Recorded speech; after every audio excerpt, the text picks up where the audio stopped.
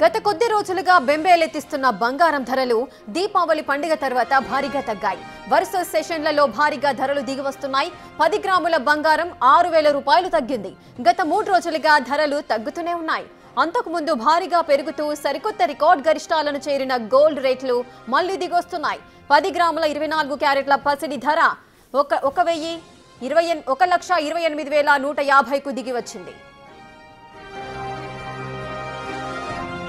మొన్నటి వరకు అమెరికా సుంకాలు, ప్రపంచ వాణిజ్య అనిశ్చితులు, డాలర్ విలువ తగ్గడం వంటి చాలా కారణాలతో బంగారం రేట్లు ఆకాశాన్నంటాయి. అలాగే దీపావళి పండుగ కూడా ధరలు పెరిగేందుకు కారణమైంది. అయితే ఇప్పుడు బంగారం ధరలు క్రమంగా దిగొస్తున్నాయి. వరుస సెషన్లలో భారీగా పతనమవుతుండటం కొనుగోలుదారులకు కాస్త ఊరటనిస్తుంది.